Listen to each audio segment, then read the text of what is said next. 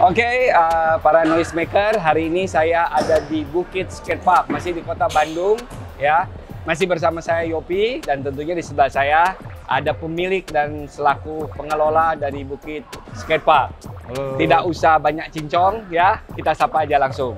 Selamat siang, Agung. Siang, Mas. Silakan perkenalkan diri. Halo, teman-teman. Saya Agung. Kebetulan saya bekerja di sini sebagai pengelola di skatepark ini dari tahun 2017. Umur mah nggak usah ya? Nggak usah umur, nggak usah. Ya, belum menikah. Oke. Agung kelola tempat ini dari 2017. Ya, baru 2017. Sebelumnya sama siapa? Sebelumnya sama ayah, kalau nggak sama Chris biasanya. Oh, oke. Itu berarti Bukit Skatepark berdiri tahun berapa? 2000, dari tahun 2000. Tahun 2000. Iya. Tahun 2000 berarti saya posisi sudah hijrah ke Bali. Sudah jalan Bali. Ya. Tapi seingat saya pernah bikin kompetisi BMX di sini. Ya. Kalau ya. nggak salah tahun 2006 kalau nggak salah. Yes, 2006. yes. Ya.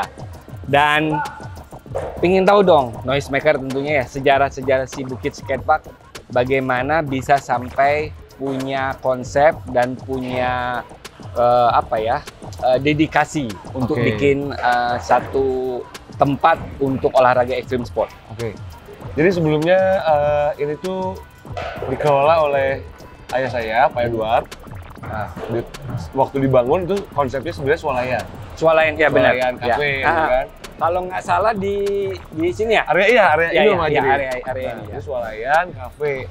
Udah gitu, ini tapi seingat aku ya. Nah, iya. Gandhi, kebetulan kakak saya juga main skateboard. Oke. Tapi main skateboardnya bukan di sini, di Riau dulu. Oh, di Riau. Di Riau apa di Taman Lalu Lintas? Sama TL. Oke, sama TL. Udah gitu ngobrol-ngobrol, main. Ada alat kan di sana. Akhirnya Gandhi mencetuskan untuk kenapa alatnya nggak kebukitin aja di bukit ada lahan. Oke. Akhirnya ngobrol dengan Charlie dan Bapak Edward. Setujulah membawa alat itu ke bukit. Oke. Jadi semenjak dari situ ada kerjasama dari pihak hobi Charlie sama Pak Edward. Oke. Untuk membuat skatepark di bukit. Di bukit. Akhirnya muncullah nama Bukit Skatepark. Bukit Skatepark. Gitu. Nama Bukit Skatepark itu dari siapa? Pertama kan Bukit Cafe. Oh, gitu. oke. Jadi Bukit Swalayan, Bukit Cafe. Oke. Gitu. Akhirnya kenapa diambil nama Bukit? Karena memang dulu ini di atas bukit, gitu. Belum ada rumah sama sekali, cuma ada gedung ini. Oke. Yang menceling hiji gitu. Oh, satu bangunan gitu. Makanya dinamainnya Bukit. Oke. Dulu BUKIT. BUKIT. KIT. Oke. Terus anak-anak setelah skatepark ada, anak-anak pada main, udah ganti aja jadi diselengin aja. Jadi BUQIET. Oke. BUQIET. Oke. Bukit Skatepark. Itu di tahun 2000-an.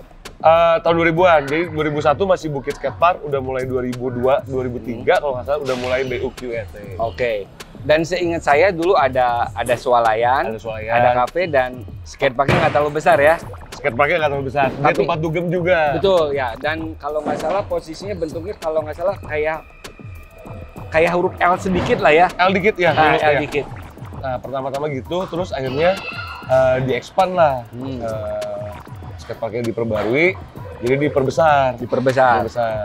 Itu berarti yang pertama kan warna biru. Betul, ya. Warna biru. Terus yang kedua warna kuning. Ya. Nah, itu yang kedua yang gede, yang kuning.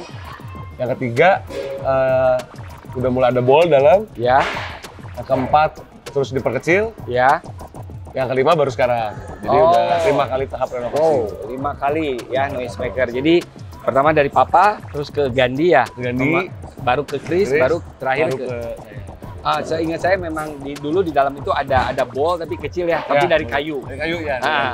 Dari proses-proses akhirnya swalayannya sekarang nggak ada. Nggak ada. Akhirnya yang tetap bertahan ternyata skatepark.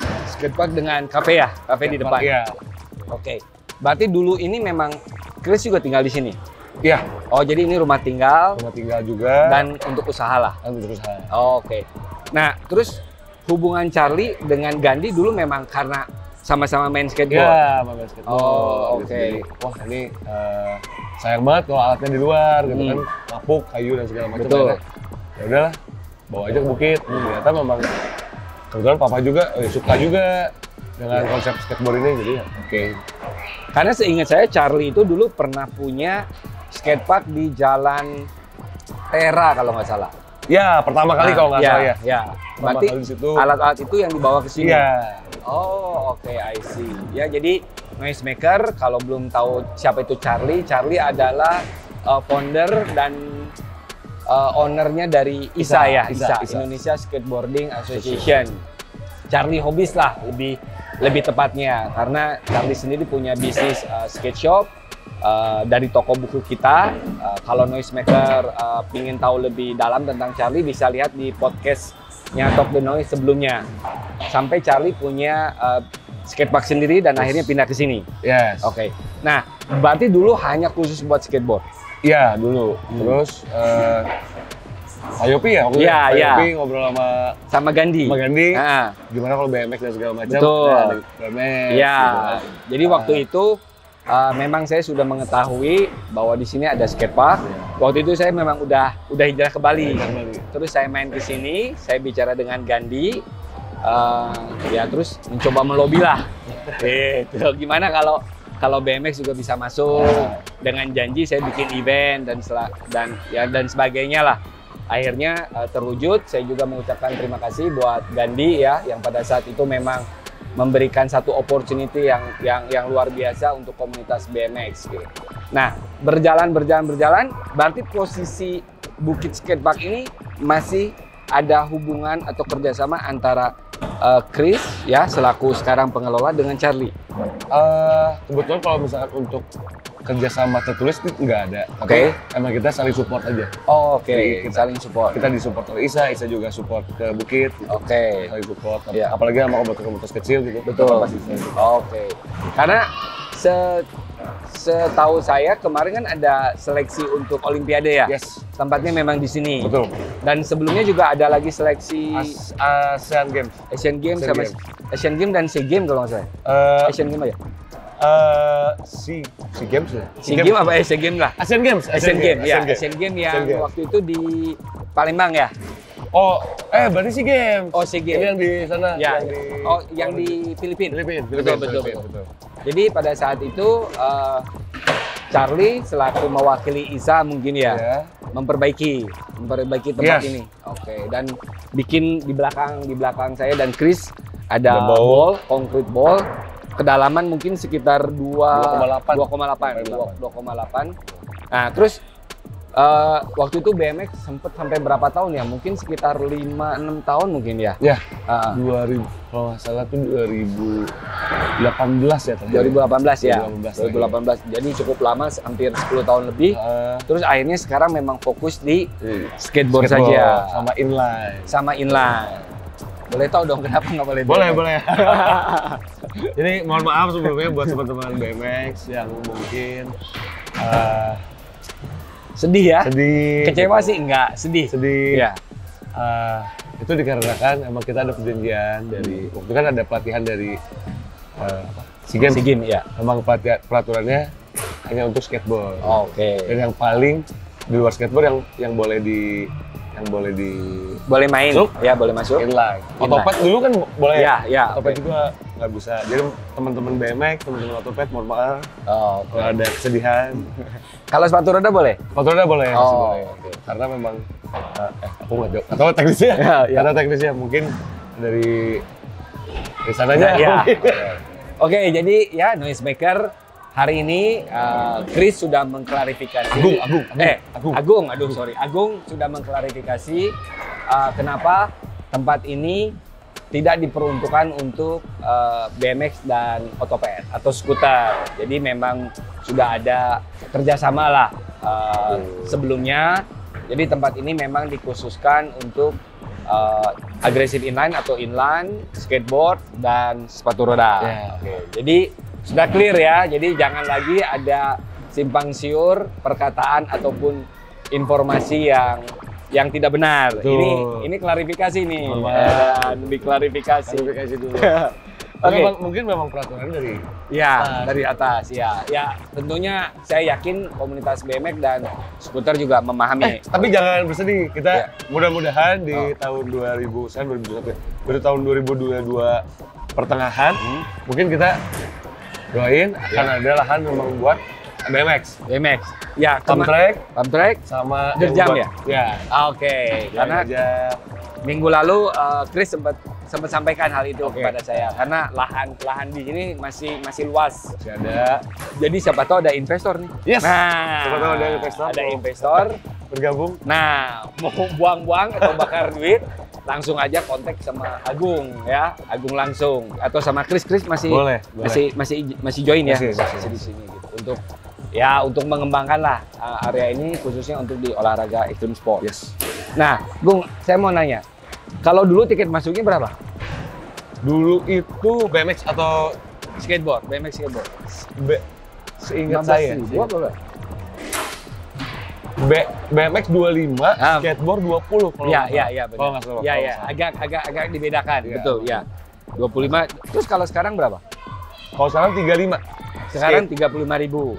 Oke. Terus masuk cuma dapat tiket. Cuma dapat tiket. Oke, jadi Noisemaker murah ya. Di sini cuma 35.000. Kalian bisa main sepuasnya. Buka dari jam 10. Dari jam 10 sampai jam 9 malam. Kalau mau lebih early juga, enggak. Oke. Ntar ada yang ngebantuin buat administrasi. Ya, jadi buat Noisemaker yang tinggal di Bandung ataupun mau berlibur ke Bandung, jangan lupa bawa skateboard, bawa inline atau sepatu roda. Langsung main ke sini. Tinggal searching di Google ya. Ada. Bukit tadi BUQIET, Bukit Skatepark. Jaraknya mungkin sekitar dari pusat kota sekitar 40 menit lah. Ya. Kalau dari pusat kota ya, tapi kalau dari daerah kayak Dago sih deket sih, paling setengah jam lah. Gitu. Posisinya ada di Geger Kalong Hilir. Oke, selama perjalanan berarti tahun 2000, sekarang 2021. Udah 21 tahun ya. Yes. Berarti Agung generasi ketiga. Sudah renovasi sampai 5 kali. 5 kali. Wow. Ini kayaknya ada yang mau ke-6. Jadi doain aja semoga. Ke-6 berarti adiknya Agung? Oh enggak, maksudnya renovasi ke-6. Oh ya? Renovasi ke-6. Wow. Gitu. Termasuk sama yang tadi itu pump track sama. Mudah-mudahan. Oke. Doain ya, Noisemaker. Nah, terus Agung, selama 21 tahun ya, apa sih yang didapatkan? Yang didapatkan apa nih? Selain profit ya, kalau profit kita nggak usah ngomong lah. Mungkin lahirnya skater atau blader yang membawa nama negara Indonesia atau apa gitu. Kita sangat bersyukur banyak atlet-atlet muda baru dari Bukit, entah itu inline, entah itu skate. Ya. Kita bisa masukin mereka jadi atlet nasional. Oke. Nasional. Kebetulan kemarin dari Bandung banyak yang sering latihan di sini dan akhirnya menang kompetisi di terakhir. Ada Zaidar, ada yang lainnya. Om Pevi juga latihan di sini. Oke. Beberapa yang lain juga banyak sih. Banyak ya. Nah, selain atlet kita menghasilkan komunitas mungkin ya. Betul, ya. Komunitas yang baru, yang positif. Betul. Silaturahmi yang dulu terpecahkan, sekarang mungkin bisa bergabung lagi di sini. Betul, ya setuju banget. Dulu pada di Riau, di TL, bisa kumpul lagi di sini. Selain komunitas apa lagi ya? Bisa adanya skate school ya? Iya, ada skate school dan generasi baru kali ya. Iya, betul. Dan mungkin itu juga menjadi apa ya? Bukan ladang. Kesempatan untuk adanya rezeki buat teman-teman yang lain. Ya, betul. Jadi ya seperti yang tadi sudah Agung sampaikan, mungkin saya tambahi bahwa tempat ini bisa melahirkan generasi muda yang jauh lebih positif. Oke? Daripada main gadget, mabuk-mabukan dan hal-hal yang negatif. Jadi lebih baik di sini. Berolahraga, berkeringat, punya prestasi. Betul nggak? Betul sekali. Ya. Terus yang dulunya ada gap-gapan, dengan adanya tempat ini bisa mempersatulah antara beberapa komunitas. Jadi balik lagi ke yang tadi sudah diklarifikasi, jangan ada kecemburuan ya, karena selain di Bukit Skatepark ada di tempat lain juga ya. Cuman memang kalau di Kota Bandung bisa dibilang Bukit Skatepark yang terlengkap lah ya, terbesar lah gitu. Dan posisinya juga enak, indoor. Jadi kalau musim hujan betah di sini. Mual kehujanan. Gitu. Oke, Agung, selain tadi ya bisa apa ya? Ada generasi baru, terus kemudian memberikan rezeki lebih kepada senior-senior yang buka kelas gitu ya. Tadi saya lihat ada apa ya? Ada skater lama ya. Skater lama? Iya, mungkin di era tahun Sandy itu 90, 70, 80. Ada ya? Dia ngajar di sini? Sempat ngajar di sini, kebetulan karena beliau lagi accident? Ya, accident mungkin lagi istirahat dulu. Oke.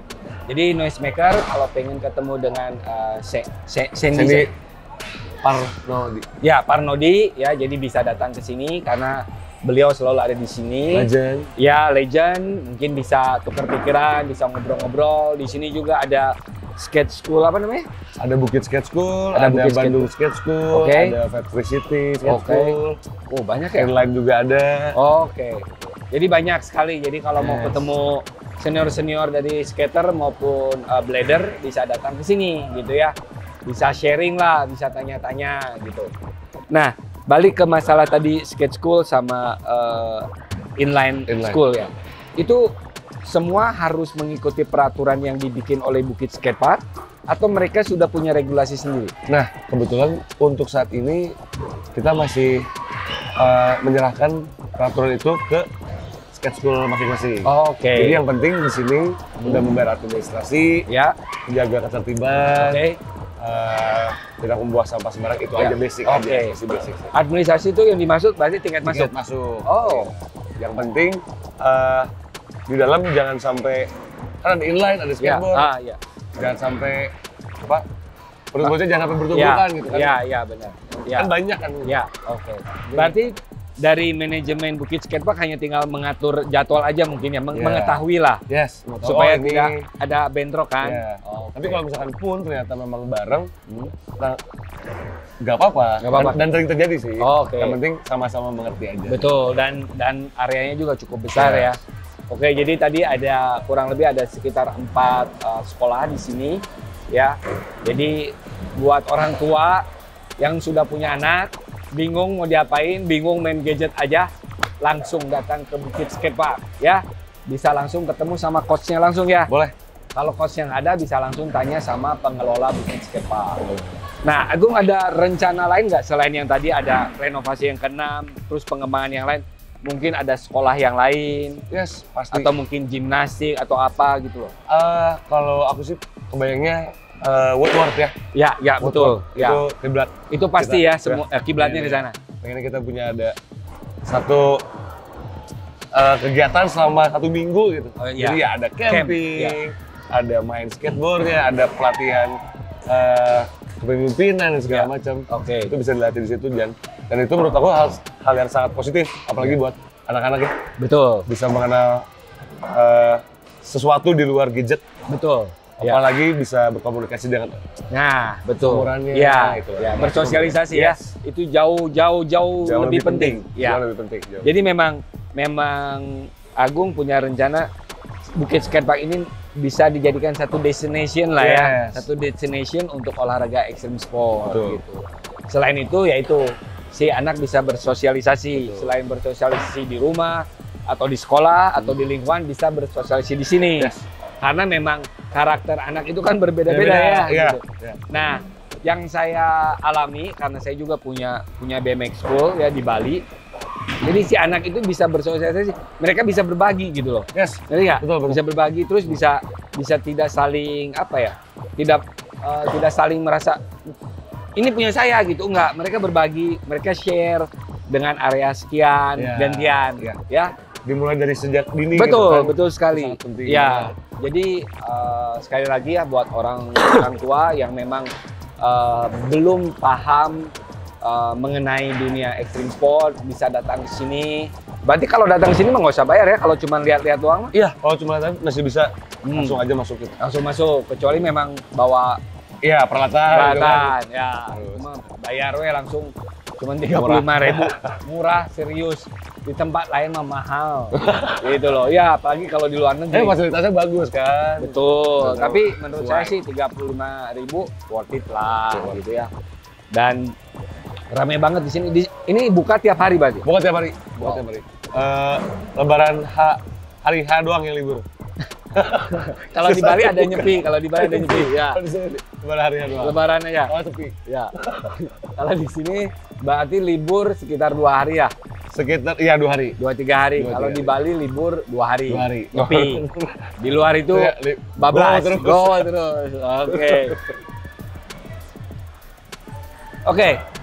Agung, pernah nggak terjadi accident atau karena kalau saya lihat kan dari sini kan jauh ya mau ke rumah sakit atau mau kemana? Kebetulan selama aku di sini sih belum pernah ada yang parah banget. Ya.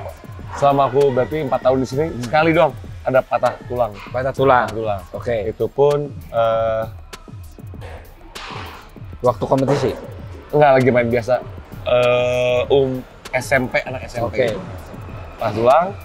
Dan memang langsung dilarikan ke rumah sakit. Oke. Jauh nggak dari sini ke rumah sakit? Di sini kalau rumah sakit terdekat 15 menit. Oh, 15 menit. Agung nggak ada rencana untuk misalnya mencoba apply ke satu insurance? Nah, itu asuransi? Pasti ada. Masih ada ya? Kebetulan kita lagi mematangkan konsep dari si Bukit Sketchful. Ya. Jadi semua yang daftar di Bukit Sketchful udah termasuk insurance. Include. Nah, karena yang saya tahu insurance di Indonesia itu nggak pernah mau mengcover extreme sport. Ya, itu gitu dia, loh. karena susah. Karena ekstrim. Betul. Ekstrim. Sedangkan di luar negeri itu ada. Ada. Jadi semoga nih ya. Semoga perusahaan insurance di Indonesia menonton podcast ini punya pemikiran ke sana. Banyak. Betul. Peminatnya banyak. Ada inline, ada skateboard, ada BMX, ada sepatu roda. Sepatu roda, otopet. Jadi banyak. Ya. Jadi tolong Bapak. Betul. Direksi. Saya juga punya insurance ya. Punya insurance yang saya bayar 1 tahun, yang ada saya bayar tiap bulan. Berbeda. Jadi kalau saya jatuh berbohong, kan nggak baik gitu ya. Betul nggak? Betul. Gak hikmah. Iya betul. Jadi ini sebetulnya satu peluang bisnis lah ya buat insurance company kalau memang mau melebarkan ya. Ada poin-poin untuk extreme sport jauh lebih baik gitu. Pun kelihatan mungkin ya di Indonesia dulu belum ada pertandingan skateboard atau inline dan BMX yang masuk ke SEA Games, Asian Games. Sekarang udah mulai masuk gitu. Ya, betul. Berarti kan memang atletnya banyak. Betul, ya. Mungkin itu bisa jadi bisa dipertimbangkan lah. Ya, jadi olahraga extreme sport di Indonesia ini memang bukan di Indonesia sih, di dunia ya. Sudah masuk di ajang Olimpiade. Ya, jadi event internasional bawa negara. Jadi itu suatu challenge ya, peluang buat pebisnis yang punya insurance tuh. Nah. Agung, kan Charlie kan saya singgung sedikit soal Charlie ya. Charlie kan sebagai ketua ISA ya di bawah Pers Rossi gitu kan, di bawah PB yang dimana udah di bawah Kemenpora lah ya, KONI. Pernah dari pihak pemerintah berkunjung di sini? Pernah beberapa kali. Dari daerah pernah, dari kota Bandungnya pernah, dari pusat. Dari pusat juga pernah kalau nggak salah. Oke. Itu mereka nggak ada pemikiran, udah deh, gua bangun lebih edan gitu. Kebetulan ngobrolnya bukan sama saya, jadi saya nggak tahu gitu. Ya. Oh, oke. Jadi yang saya lihat datang, lihat ngobrol-ngobrol, udah. Jadi aku nggak langsung. No problem.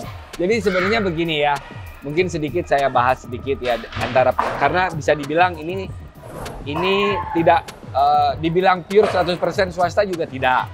Ya, karena ada Charlie. Ada Charlie. Jadi ya kalau saya secara pribadi sih berharap pemerintah bisa membangun sarana seperti inilah gitu di seluruh Indonesia. Karena seperti yang tadi saya bilang bahwa olahraga extreme sport ini sudah diperlombakan di Olimpiade gitu. Betul. Dan anak-anak sekarang itu nggak mungkin mereka main hanya di sini saja. Mereka pingin main di tempat lain. fasilitasnya yang lain. Betul, dengan kondisi lengkung dan alat yang berbeda Yes, gitu. Karena semakin si pelaku ini main di beberapa tempat kan skillnya makin terasa gitu. Dan semakin banyak skatepark, malah banyak yang bilang kalau misalnya banyak skatepark, ntar lu bangkrut. Enggak, betul. Semakin banyak skatepark, semakin banyak pemain, semakin seru. Bener. Orang-orangnya. Jadi please bapak-bapak, ibu-ibu, tolong diperhatikan kami. Iya. Kami punya banyak atlet yang bertalenta, banyak generasi-generasi baru yang bisa membawa nama harum Indonesia di kancah negara. Betul. Karena kalau semakin banyak skatepark, semakin banyak sarana, komunitas semakin berkembang. Betul. Dan bisnis akan secara otomatis berkembang juga. Betul. Gitu. Industrinya juga jalan. Betul. Terus yang support pemain-pemainnya juga jalan. Betul. Oke. Bagus juga buat ekonomi mikro gitu. Betul. Ya itu dia buat ekonomi, apalagi kondisi kayak gini ya. Yes, betul. Oke, Agung. Sedikit singgung ke masalah masa pandemi. Boleh. Berarti sempat tutup dong? Tutup saat 1,5 bulan kalau nggak salah ya. Awal-awal jadi pandemi Maret, 2 bulan. 2 bulan. April tutup. Tutup. 4 April tutup. Akhirnya Mei kita buka tapi limit. Jadi orang yang mau masuk harus daftar. Kita cuma 1 hari buka 15 orang. Oh, 15 orang. Oh. Jadi sempat ada yang jauh dari Sumedang gitu ke sini nggak bisa main. Oh, waiting list lah ya. Belum daftar gitu. Tapi kalau sekarang pun tetap dibatasi. Sekarang masih dibatasi. Biasanya bisa masuk 60. Gram setengahnya. Oh, setengahnya. Kalau dulu waktu zamannya Agung kelola ya selama 4 tahun, puncak-puncaknya berapa banyak? Kapasitas enggak yang main. Yang main itu bisa waktu skateparknya masih gede ya, waktu masih kuning. Kayaknya ada 80 sampai 100 ya kalau lagi weekend. Ya. Kalau weekday ya mungkin setengahnya lah ya. Ya, kalau weekday 40. Wow. Jadi bisnis yang menjanjikan lah.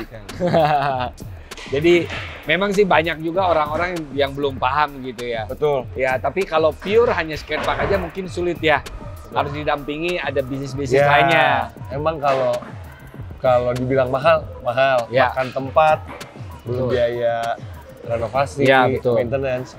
Tapi apa ya? Ada nilai.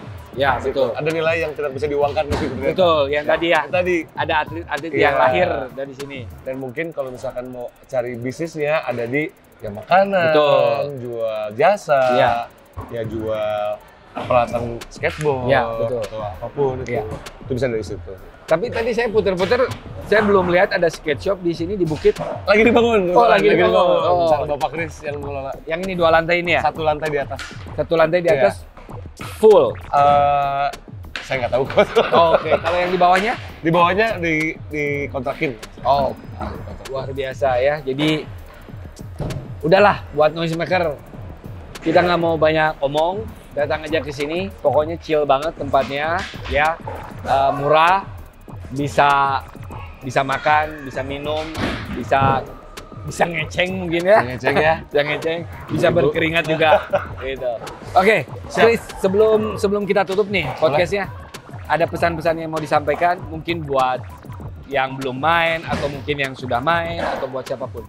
Pesan-pesan yang belum main, berarti ya. Teman-teman yang belum main mungkin takut, mungkin merasa ragu, malu, dicoba dulu. Malu, banyak kan yang malu. Dicoba dulu karena ini mungkin apa ya? Sorry ya. Mungkin ini drugsnya buat beberapa orang. Betul. Ini sangat candu main ini. Iya, betul. Tapi candu ini positif gitu. Iya, betul. Candunya positif. Iya. Beda sama yang itu. Iya. Nah, tolong dicoba. Setidaknya sekali aja dulu. Ya, datang aja. Ya. Bersama teman-temannya atau sama yang lain, cobain dulu.